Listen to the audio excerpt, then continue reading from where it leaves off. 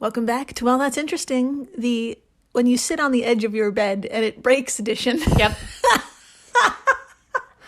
I wish I could say this is the first edition for myself. This has been a problem for a while, you know. Quarantine weight is a thing.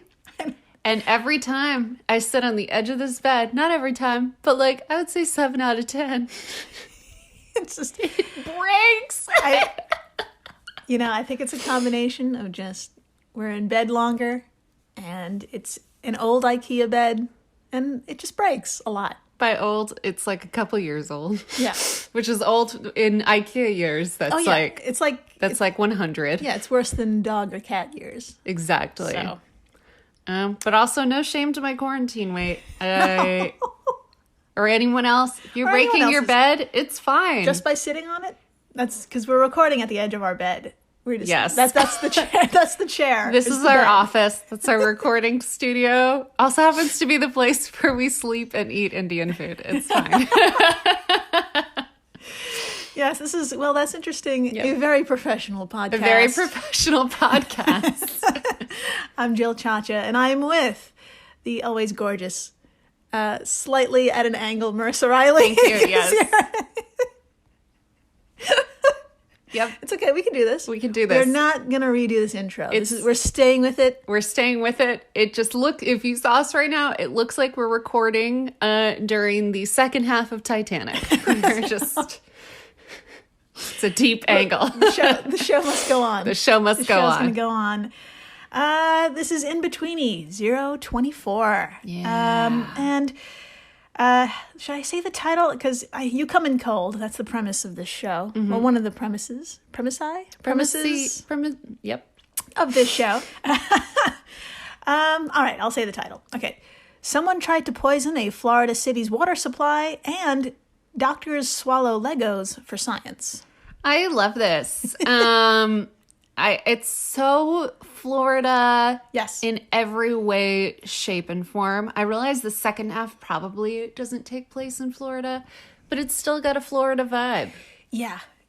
We're talking about eating things and their consequences, which is like when your bed breaks when you sit on the edge of it. That's a consequence of eating. No. Indian food. I stand by the old... 3 times last week. No, I stand by the old... It's an old bed.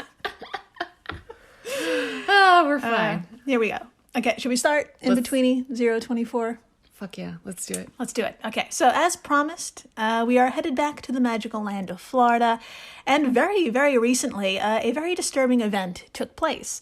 On Monday, February 8th, Pinellas County Sheriff Bob Gualtieri stood at a podium of a press conference where he announced just that past Friday, February 5th, someone hacked into the water treatment facility of the city of Oldsmar, not once, but twice, and it seems their goal was to poison its 15,000 residents. That's terrible. Very bad, not good. That's so bad. Yeah. Don't do that. So now... Many of our country's utility facilities are remote access programs, use remote access programs that allow employees to monitor systems off-site and at any time. And a lot of us can relate to this working remote thing now. And we also know that it could be a double-edged sword, especially when it comes to security. And with the U.S., our recent track record of getting hacked kind of sucks. Oh, yeah. I'm sure you've heard that in the news. Yep. So this event comes as no surprise, but it still feels very facepalmy. Yep. Now, according to the Pinellas County Sheriff's Office website, pcsoweb.com, the initial, quote, software intrusion took place bright and early, around 8 a.m., and only lasted for a few seconds. For the cybersecurity department, this wasn't a red flag. Lots of supervisors regularly peek their heads in to look at the system and then bounce. Okay, so that was the first one. Okay. Now, in hindsight, though, that was, the brief check-in was clearly the hacker just successfully entering and leaving through the front door, essentially. So basically they were like, can I do this? Yes. I can. Yeah. It's so easy. It's so easy. Toodaloo, sir. Yeah, and then they left. Toodaloo. So, be back later. Yeah. You won't know when. Yeah, exactly. See you when I see you. Mm-hmm. Or not. So with their test run effective, they returned later that afternoon at around 1:30 p.m. Detectives say it was at this time, quote, a plant operator witnessed a second remote access user opening various functions in the system that control the amount of sodium hydroxide in the water, end quote. Okay, so I don't know what sodium hydroxide is, but this is very different than what I thought. I was imagining like a guy like in like a mustache and like like the Hamburglar essentially, going in there with like a jug of poison. The Hamburglar just killing us all? Yes, it was the Hamburglar in my head. Okay, think of the Hamburglar. Keep that in mind. Okay. And I'll explain what sodium hydroxide is. Oh, yes. Sodium hydroxide is our old friend lye. Ah, I'm familiar. Yeah. And it's been around for centuries, and humans have been using small amounts of it to do everything from like cure foods like olives to make soap. And it's even added to water when making pretzels and bagels. So that's fucking cool. That's amazing. Yeah.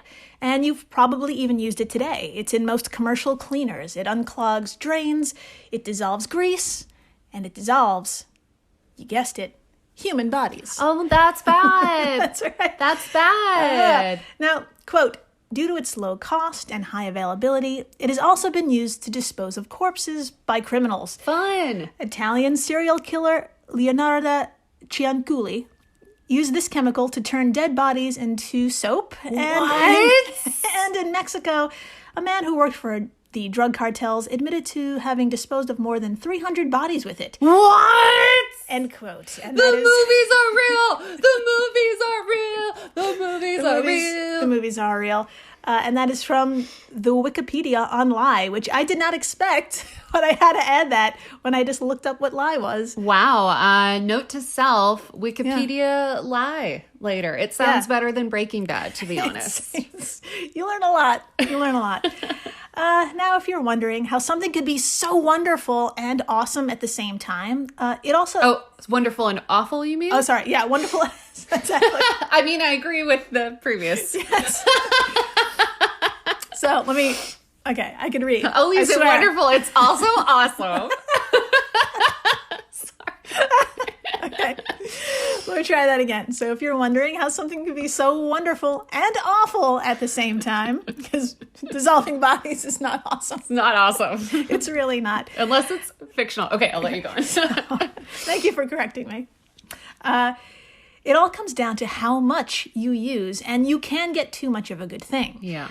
For our water treatment facilities, a wee bit of sodium hydroxide, about 100 parts per million, or about 100 milligrams per million liters of water. That little bit is enough to help prevent pipes from eroding and is totally safe.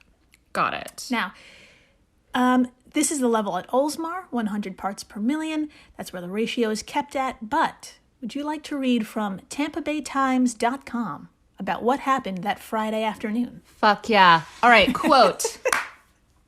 The operator watched as someone took control of the mouse, directed it to the software that controls water treatment, worked inside it for 3 to 5 minutes, and increased the amount of sodium hydroxide from 100 parts per million to 11,100 parts per million. Holy shit, end quote.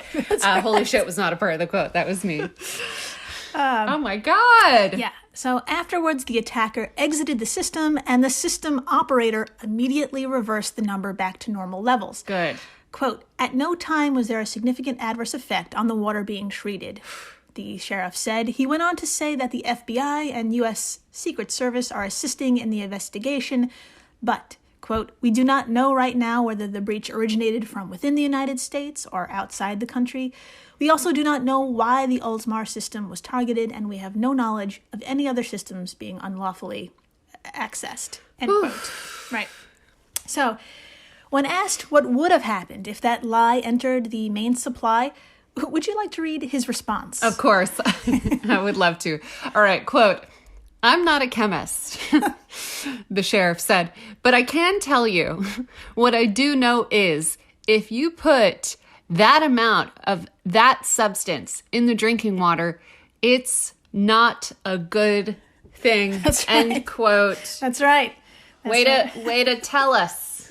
about Thank you, it. Sheriff. Thank you, Sheriff. Yes, all of those things are true. Back in 2007, about 40 residents in the town of Spencer, Massachusetts, they were taken to hospitals with burns and rashes after the town's water supply was accidentally treated with too much lye. No. Yeah. And too much doesn't have to be that much. Acute overexposure with 4% of or less of it in your solution, or water in this case, is literally a slow burn. Irritation may not develop for several hours, but when it does finally erode away enough of you, this is what happens. Oh my God. Oh my God. Oh my God. Quote, ingestion of sodium hydroxide can cause vomiting, chest and abdominal pain, and difficulty swallowing with drooling. Corrosive injury to the mouth, throat, esophagus, and stomach is extremely rapid and may result in perforation, hemorrhage, and narrowing of the gastrointestinal tract. End quote. And that is from the Agency for Toxic Substances and Disease Registry. So basically everywhere the water touches, sort of dissolves a little bit. Yeah, just like Leonardo and the Mexican drug cartel guy. Yeah. Yeah. That's scary as fuck. They knew it. They knew what's up. I'm going to buy a bottle of water later to avoid this. I'm kidding. New York water can handle anything. Oh, yeah. So can we. Luckily for the people in Massachusetts, they suffered only external injuries, and thankfully for the people of Oldsmar, they dodged a poisonous bullet completely. Amazing. And for us, after the break, we're going to talk about doctors who swallowed Legos in the name of science. Oh, my God. Stay tuned. Please do. Hello, everyone. You may recognize me as Gabby from the History of Everything podcast. And my name is Brenna, and you don't recognize me from anything yet. Together, we're two scientists who explore all of the weird little questions and conspiracies of the universe in our new podcast, Mystery of Everything. Everything has an explanation. We hope. But that is what we're here to figure out. We will dive into the science behind many popular conspiracy theories, such as vaccines causing autism, flat Earth theory, and was the moon landing fake? And if so, why the heck would anyone even do that? But it's not just conspiracies. There's a lot of cool mysteries that we will attempt to use science to explain, such as near-death experiences, what made the Vikings go berserk, and can I control my co-host with MK Ultra? Wait, what? Anyway, make sure to check out the Mystery of Everything podcast everywhere where you find your podcasts. Hello everyone, Stakuyi here. And I'm Gabby. And we are the hosts of History of Everything, a podcast which you can probably guess by the name is, well, it's about everything. Do you want to know why people thought potatoes were evil and would give you syphilis? Are you curious about all the stories of the terrible and stupid ways that people have kicked the bucket over the years? Do you want to hear tales about all of the different badasses of history and the lives that they had brought to life? Well, if so, then look no further. History of Everything is just the right podcast for you. It's available on Spotify, Pandora, and anywhere else that you get your podcast from. Join us for some fun and just see how weird and wacky history can be. Hello, Hi, that's Wayne, and that's Ashley. and we're the hosts of the Slay Queens podcast. The Slay Queens podcast is a true crime podcast dedicated to the discussion of indignities and injustices suffered by the LGBTQIA2S+ community. With a touch of humor and emphasis on the importance of equality and healthy coexistence, Ashley and I, Take a deep dive into the dark side of the rainbow.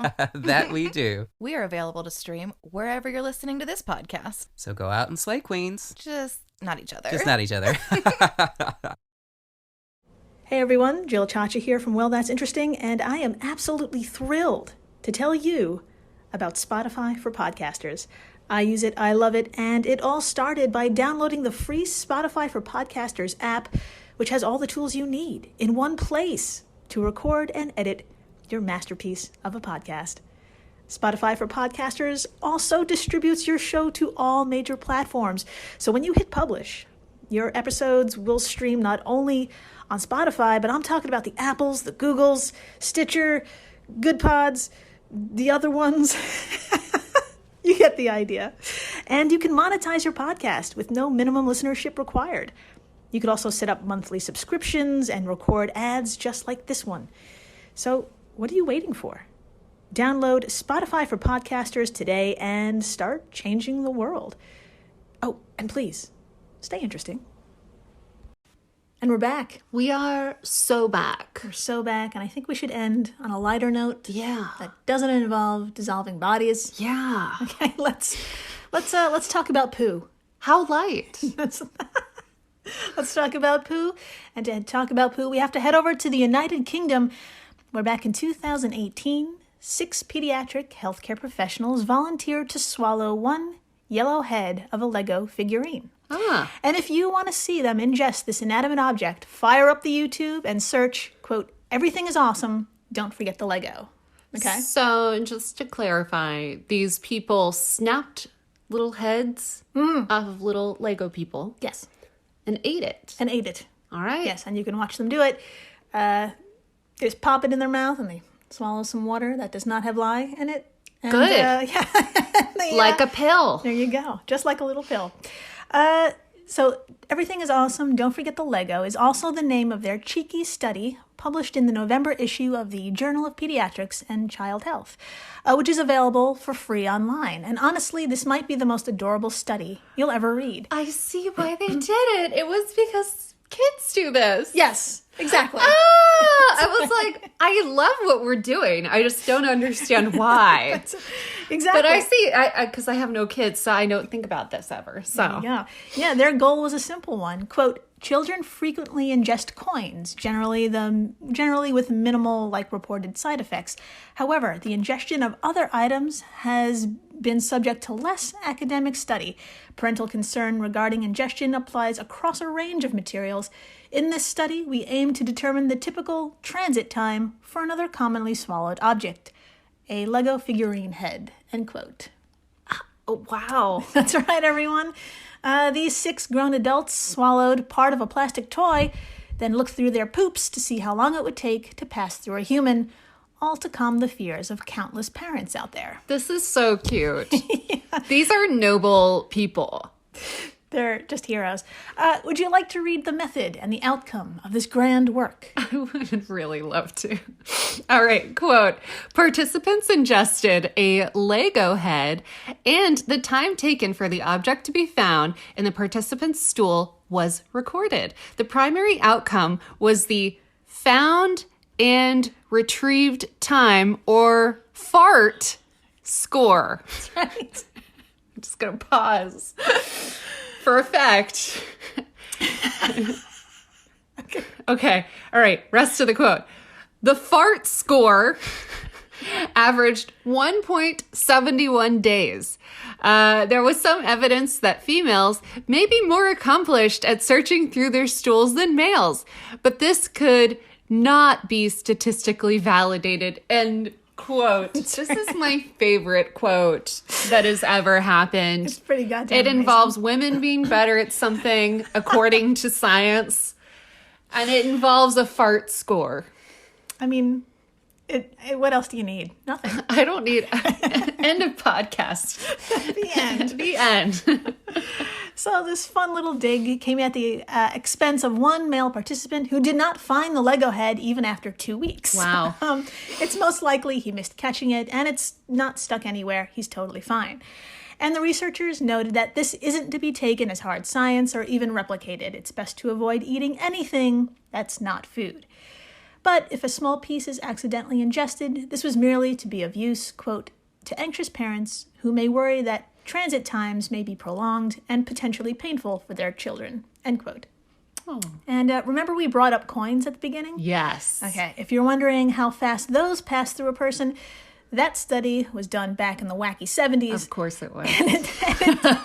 And it took 3.1 to 5.8 days to pass, and there were no adverse effects there either. Amazing. So, unless it's sodium hydroxide or something bigger than a coin, stay calm and carry on, I guess. Good to And know. So yeah, that's the end of our In-Betweeni 024. I love this episode. I love the fart score.